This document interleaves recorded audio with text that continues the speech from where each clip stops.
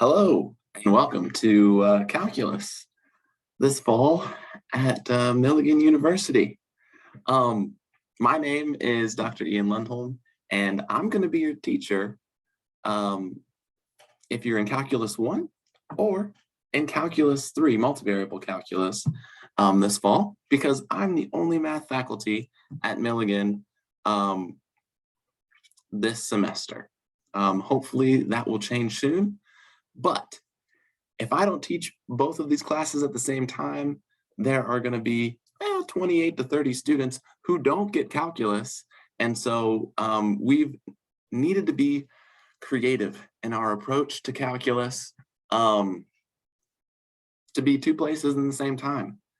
So here we go. I'm recording this syllabus video at the same time for both classes. Because the formats of the classes are largely the same and the syllabus will look the same to a large extent. But what I'm planning is that for you guys, you will be able to watch this maybe before class on Tuesday or during one half of the class on Tuesday. And I'll be able to be in person and actually meet you face to face during half of the class as well. So I'm going to make an announcement about that. Let's go ahead and get started on the syllabus. This is our Canvas page. Calc 1's on the left, Calc 3's on the right. Let's go ahead and open up the syllabi so that I remember what to say. Right, our class is at the exact same time, 1 to 1:55, Monday through Thursday. I've got an office phone, cell phone. My office hours are going to be in the afternoon this semester. Monday, Wednesday, Friday, I'll have 2 hours after our class in the afternoon. And then Tuesday, Thursday, it'll be 3:45 to 4:45, a little bit later in the afternoon. If you need to see me sometime other than that, go ahead and just send me an email and we can make an appointment. But those office hours are when I'm pretty certain that I'll be around to be able to help you guys. I've got email, Zoom link. That's for, if we need it for office hours for some reason. Yeah, it would be a different Zoom link if we end up having to use Zoom within Canvas for class time. Let's move on to the text. We're using Calculus with Early Transcendentals from Hawk's Learning. We're using this because it's the same book for Calculus 1 through 3. So you're able to make a purchase one time and use it for all 3 courses, which ends up being a pretty good value for you guys, all told. There are 2 main options: just getting the courseware only, and that does come with an ebook for a textbook. And if you don't like using an ebook for a textbook, there are options for getting a physical textbook plus the courseware. And probably the bookstore is your best choice for getting that. But for all of you folks who are in Calculus 3, most of you probably already have access to this book because you've already taken the courses with Dr. Allen. And for folks in Calculus 1, you'll pay for this once and then you'll use it for most of you for 3 semesters. So I'll get into, here, let me go back to Canvas real quick. In order to work on these online homework assignments using Hawk's courseware, you should be able to just click on these assignments as they come up. Now, you might notice that the due dates of these have not quite changed yet, and I'm in consultation with Hawk's to make that work. But yeah, it should prompt you to register with Hawk's if you haven't already, once you just click one of these lessons. So signing up should be pretty straightforward. I think I also put a link to Calc for the online homework here. That would get you to kind of their main page as well. Anyways, that's a textbook. Use it for Calc 1 through that Calc 3. The learning outcomes for both classes are, similar. Calculus is a super important area of math that allows you to think about rates of change, accumulation, certainly beneficial for those who are interested in engineering, economics, biology, chemistry, all that good stuff, and math. So that's great. Structure of the course. We are going to look at several sections of the book at a time in kind of a lecture format. And then we will, here, let me go ahead down to this summary chart. I like this. We'll have a couple days of lecture. We will have an in-class activity where I will bring in a handout and you guys will work through it, and I'll be there to support you. We're gonna have homework days where you guys bring in some pretty short written homework assignments that you guys will be able to look at each other's solutions and discuss, and also work on online homework. That homework day is kind of more of a recitation kind of feel to it. And then we'll be off into some new sections. So hopefully this kind of a cycle of lecture, in-class activity, homework days, allows you to see the material in a few different contexts so that you're able to come up with a deeper and deeper understanding of the material as we go along. So you'll be completing a written homework assignment along with each cycle. You'll submit those assignments via Canvas. You'll be able to upload pictures of your homework. And if you upload them as a PDF, you're gonna be A+ in my book, because PDFs are kind of easier to navigate inside of Canvas. But if you just take normal pictures, that'll be okay too. But it's a good life skill to learn how to upload PDFs. So if you want more instruction on how to do that, I can help you guys out. But yeah, we do have a written homework 0 assignment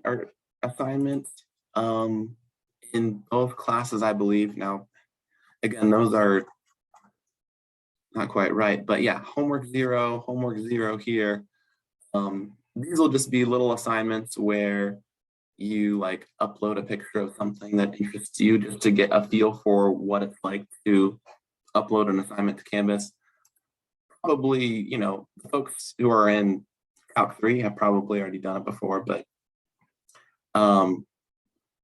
yeah, that'll be something that if you could do that within the next day or two, that would be great. And I'll take a look through the pictures and learn a little bit more about you, and just give you a bonus point. So no big deal there. The online homework will be done through Hawks. And I guess I could give you a little bit of a tour in Hawks. I just want to click one of these assignments. There are kind of 3 sections to a Hawks online homework. The first part is learn. And you guys can feel free to use this section as much or as little as you want. But what it is, it's basically the major portions of the text where you can go through and read like a textbook, but also there are embedded videos throughout it. So you can watch an example being taught by various people. They've got a lot of different folks who do these videos, and generally they're pretty good quality. I hope that I don't ever have to resort to having you guys watch these videos on your own on a lecture day. I really do hope to be able to create lectures for you, even when I'm going to have to miss your class. But this would be the backup plan, going to learn. Practice is the middle part. This is really just, you're able to do exercises without any penalties or anything. You can feel free to use the tutor that gives you hints, directs you to relevant places in the book, gives you solutions. Practice is not a bad place if you want to get a feel for what the problems will be like. But most of the time, I would say, as long as, you know, the lecture made sense to you, and if the lecture is not making sense to you, please feel free to ask questions and, you know, participate. But yeah, if things make sense to you a lot, you really can just go to Certify, and Certify is where your online homework really happens. You'll see that, I guess for this assignment, you've got 3 strikes, which means that you can get 3 of these problems wrong. You know, no questions asked, no problem. But it looks like there are 8 problems in all. And if I wanted to, you know, determine if the graph is a function, well, that fails the vertical line test. So, oh, no. I could submit that answer and get it right.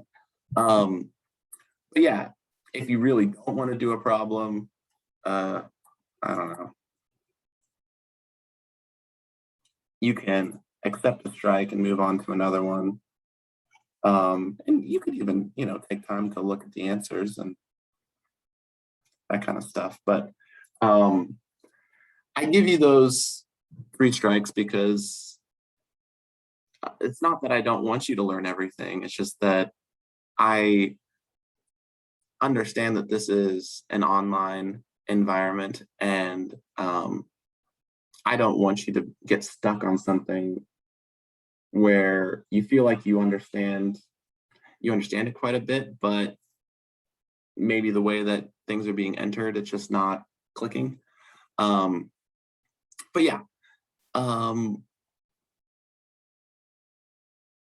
yeah, giving you strikes allows you to challenge yourself by choice. So that's good. I like to have more problems in homework and more strikes rather than just a fewer problems and no strikes at all. So that's in a nutshell. Yeah, let's leave that. And somewhat unfortunately, but necessarily, we're also going to use Hawks for our tests this semester because, you know, with 28 to 30 students in each of these classes, I am not going to be able to, you know, grade handwritten tests and get them back to you in any sort of time frame. So we'll talk about that, but yeah, we're going to be doing online tests in this scenario. Our in-class activities are just going to come along with each cycle of things, and hopefully those will be challenging and worthy of group discussion. In normal times, I really encourage students to pull a couple desks together and work together. I don't know exactly what social distancing guidelines are going to be this semester, but I would love to see you guys working together on these in-class activities, but you know, space-wise, that may or may not be super feasible.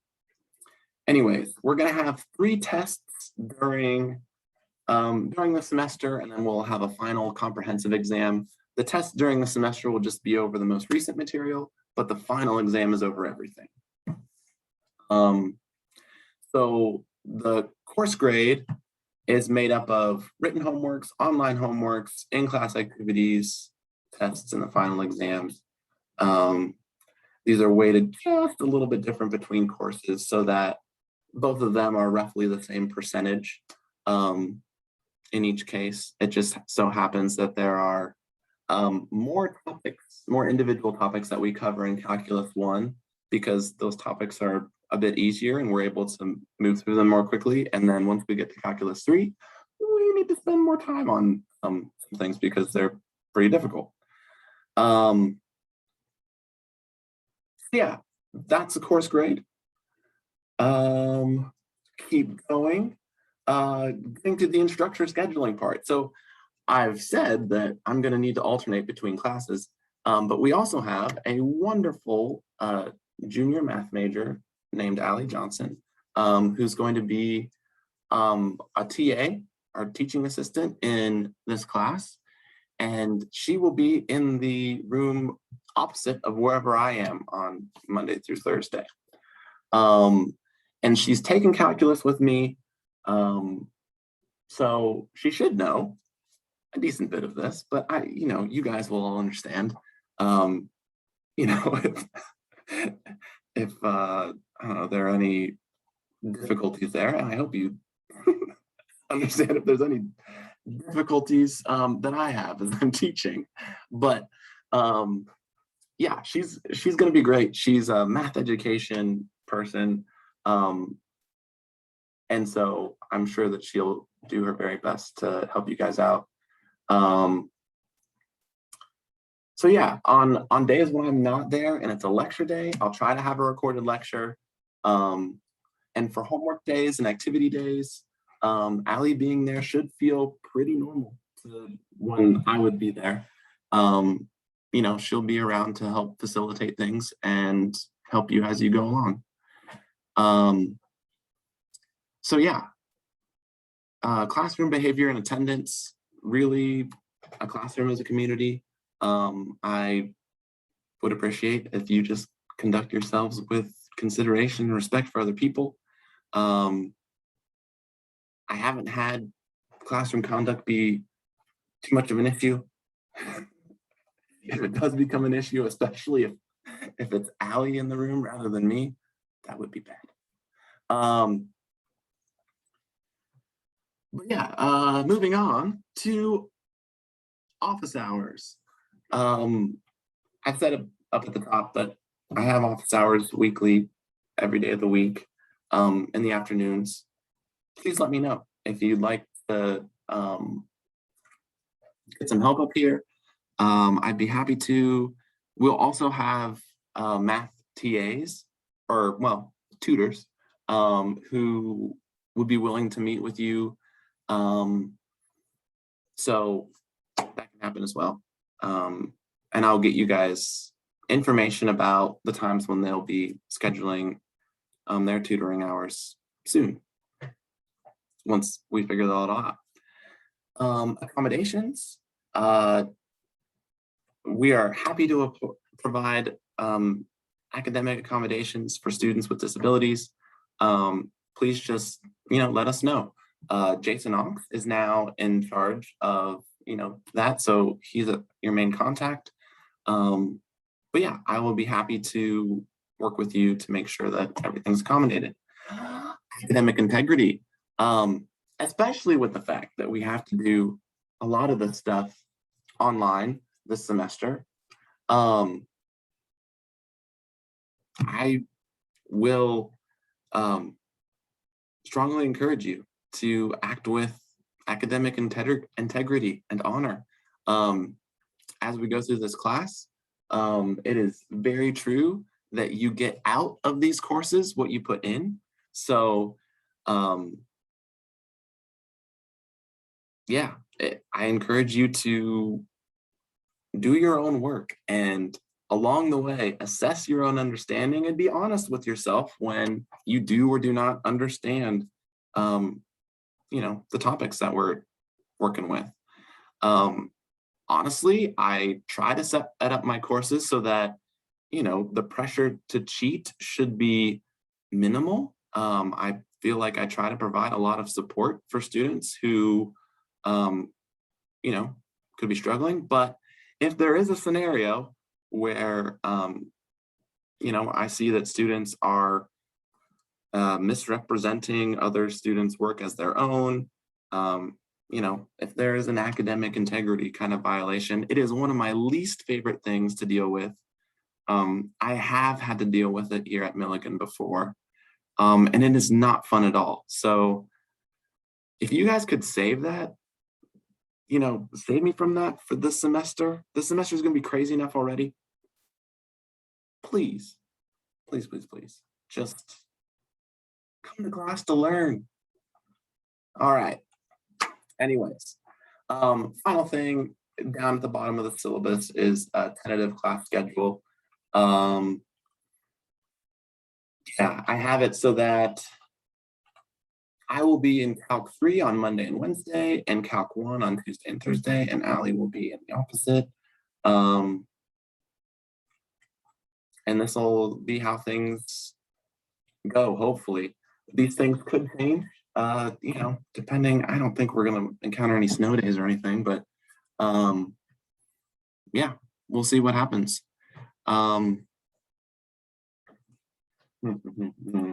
Real quick, is there anything else that I need to do before I finish this?